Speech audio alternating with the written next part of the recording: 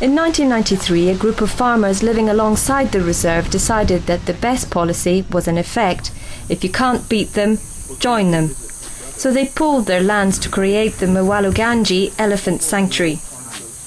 Chatsi Mawachatsi is one of the 150 smallholders who benefits more from a reserve than a small farm.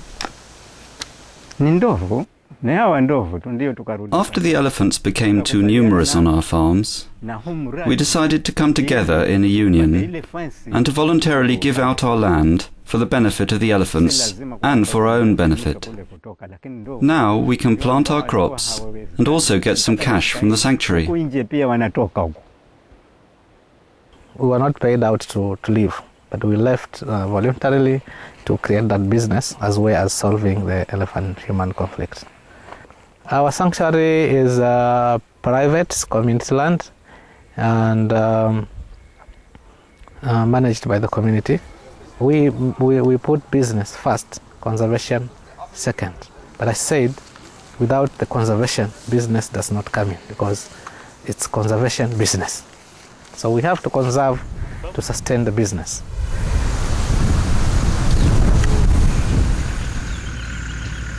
The sanctuary is viable because it's bang next to the reserve, meaning tourists will come to the sanctuary with hard currency to spend. Visitors come here. We have tourist resorts around. People get employment.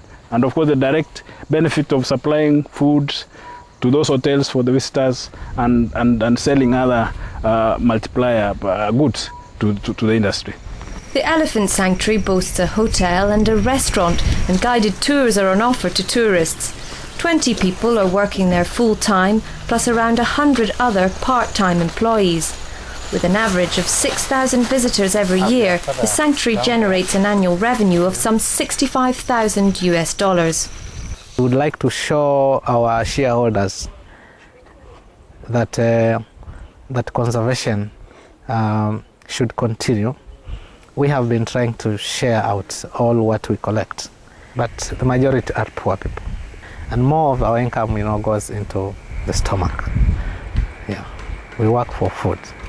We know they are poor members, so we are able to advance them some money, and they pay slowly through their shares to enable them to take their children to school.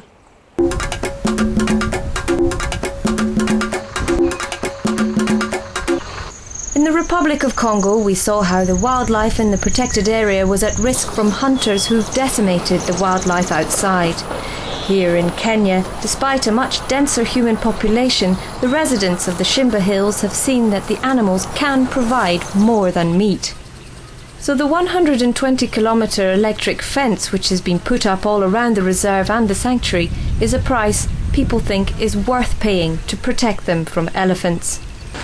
This fence is meant to protect the farmlands from the animals, especially the elephants.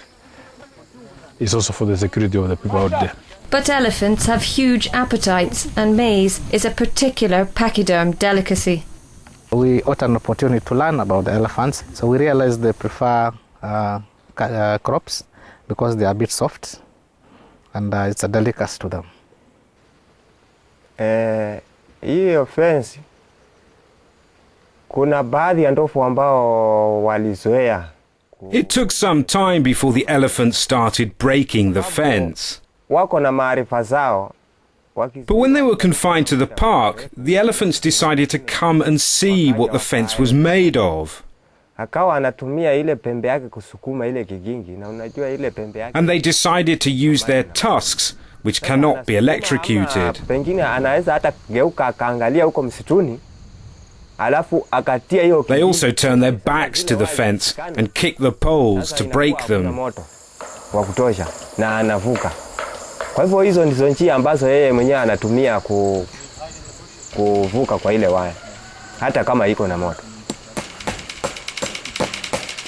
Part of the fence there is about 40 kilometers that was broken down, and we are now in the process of trying to rehabilitate. As you can see, there are people on the line trying to rectify the fence. But I think the solution is put an electric fence here. Not this one normally they use solar systems. Solar systems have very few currents. But I think electricity will do better. Not these solar ones. Every 10 kilometers, a small solar panel supplies power to the fence. Chema Musia is in charge of the maintenance and running of one of these fence sections. Every afternoon at 4 o'clock, he switches on the power.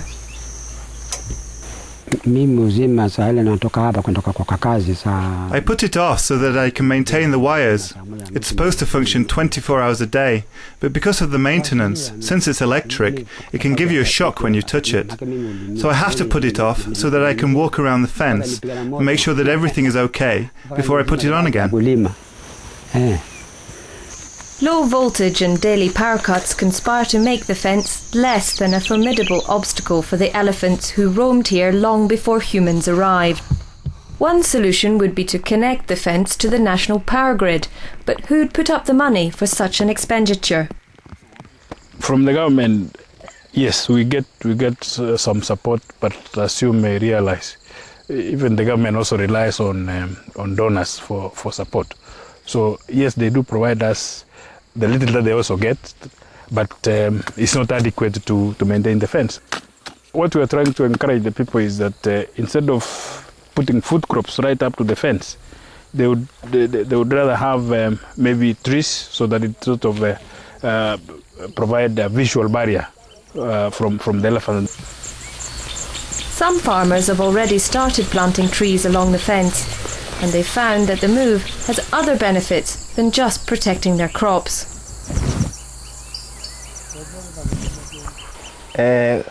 Ni kwa sababu ya kuzuia wale wanyama wasione mimea yetu. The reason we're planting the trees is to block the view of the animals into our farms. Sana kuisukuma wakiona ile mimea yetu kule. Kiona hindi limenona sawasawa, wanakuja na ile waya wachukue ile hindi. Lakini wakiona miti pale kando ya fence, watafikiria tu pengine yote hiyo ni msitu. Ndio maana tukaona. When there was only the fence, when the animals came near the fence, they would see our farms and plants. So they would break the fence and come and destroy our crops. So we decided to plant trees. Itatusaidia kwa wakati wa miaka ijayo. Maana tunatumaini apart from preventing the elephants from seeing our farms, we are planting the trees as an investment for the future to provide timber and firewood. And if we take it to a market, we'll sell it, so we'll be improving our standard of living with the money we get from the trees. Ndio maana tumeanza kujitahidi sasa ili kuzuia matatizo kama hayo. Do the elephant, sable antelope and other residents of one of Africa's rapidly vanishing hotspots of diversity have a future? Perhaps, because in Kenya, unlike in the Republic of Congo, the tourist sector is far more developed. In Africa, the constant excuse for the destruction of nature is that poor people can't be expected to think about tomorrow. Shimba shows otherwise, and in the course of establishing the sanctuary, the local population will benefit from this watershed in biodiversity protection.